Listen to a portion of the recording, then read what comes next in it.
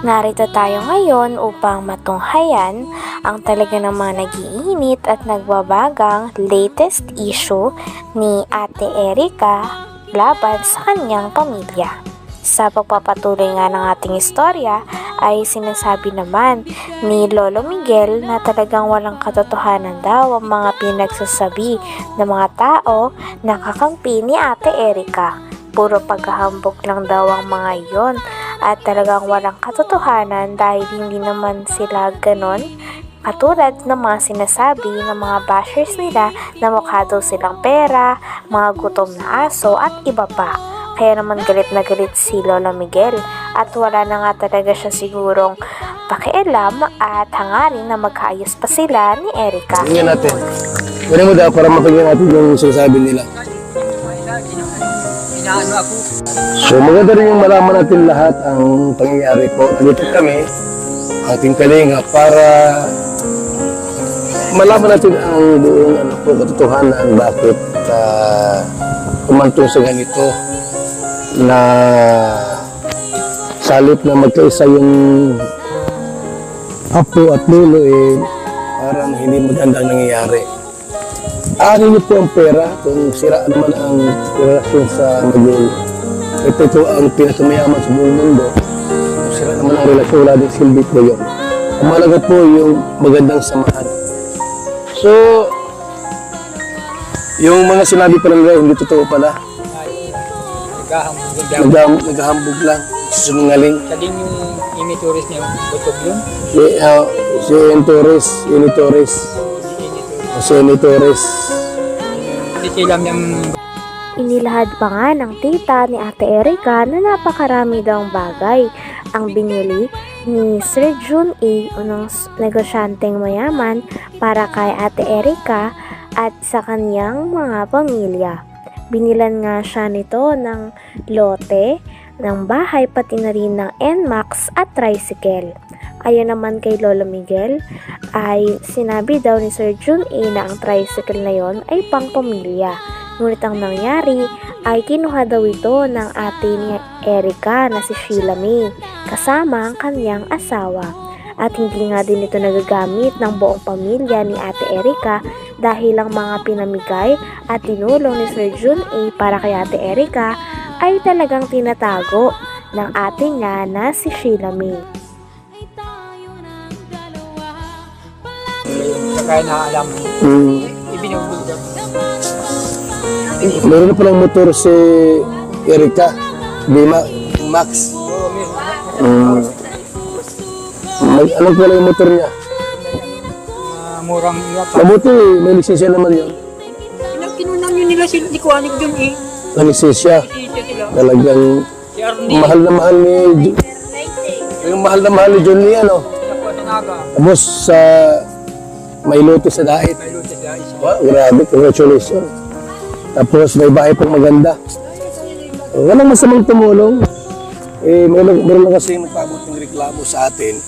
Itong si Lolo Mig saka Dini. Kita po niya yan. Bakit yung gano'n? Anong nangyari? May ilang supermeter yun. Awan ko po, hindi man po ba nagkahamalit. Basta alaman ko lang na talagang sila. So yung bahay dito, malaki din. Malaki din. Yung ang buka nun ay 22 yata. Ang katahap. May pruweba nga ang tita ni Ate Erica na sinasabihan silang mga gutom na aso ng mga tao na kakampi ni Ate Erica.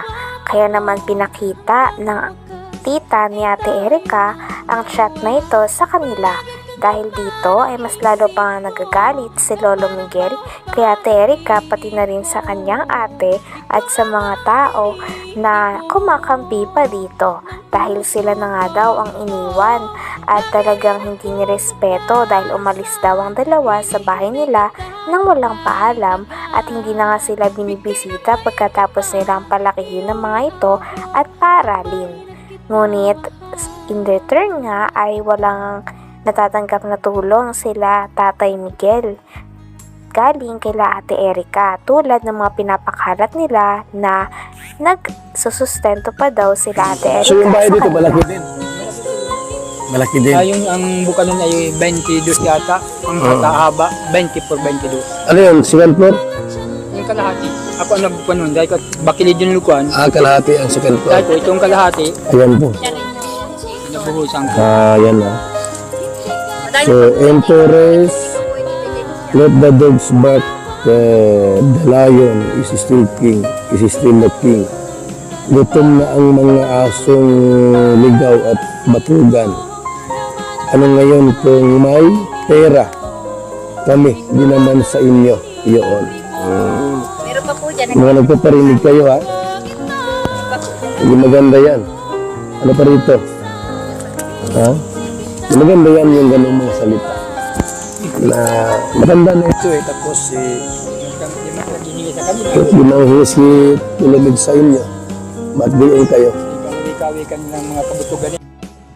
Pinaparatangan din si Lolo Miguel na siya daw ang kumukuha ng pera dahil siya daw ang inuutusan o pinapakausapan na bumili ng mga gamit sa loob ng bahay na pinagawa ni Sir Jun A para kay Ate Erica sa kanyang pamilya.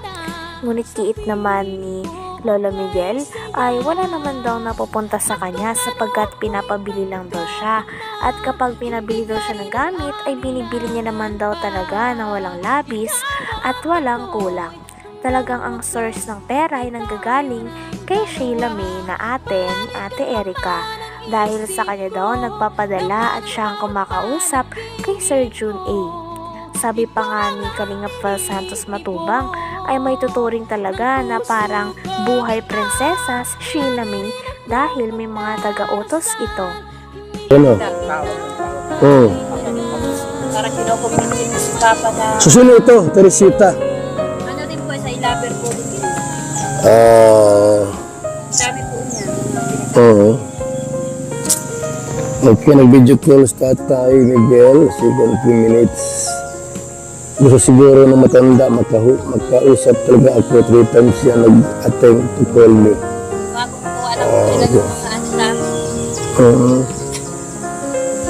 Okay, so itago nyo ito ha, para evidence natin to. Dami po nasa kapatid ko pa po yung sa amin na scammer ko. Anong klaseng pamilya, pati gulo sa pamilya, ginulat-lat sa social media.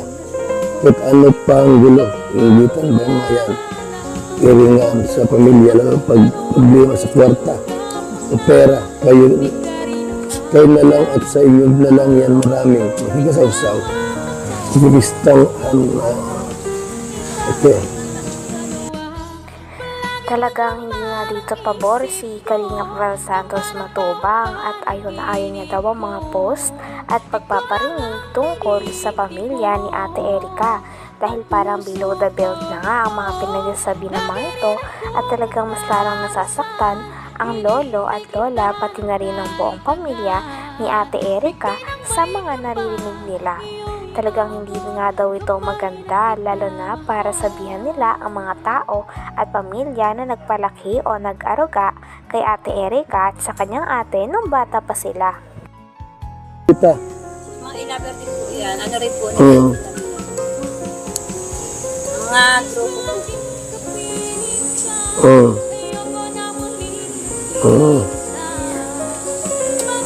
Okay, so may mga hindi magandang salita, no? Hindi naman ko po ini-erase. Para po may patunay po ako na talagang kaya po ako nag-video dahil nasasaktan din po ako sa mga sinasabi nila.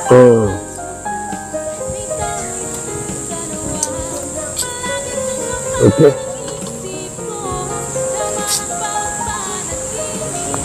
Ang ano po, kaya lang sigaw at reklamo, hindi daw karapatan ni Erica na kaya itulungan, hindi na lulo. Tapos po, saan sila nagkaka? Pwede naman po sa amin, hindi naman po. Ang mapa sa amin, hindi ako nang nagkakanong, kaya lang, ang hihinapit ko dun. Bakit saan sila naglaki? Mapa sa amin sa 1 taon pa lang kalahati. Kasi sila may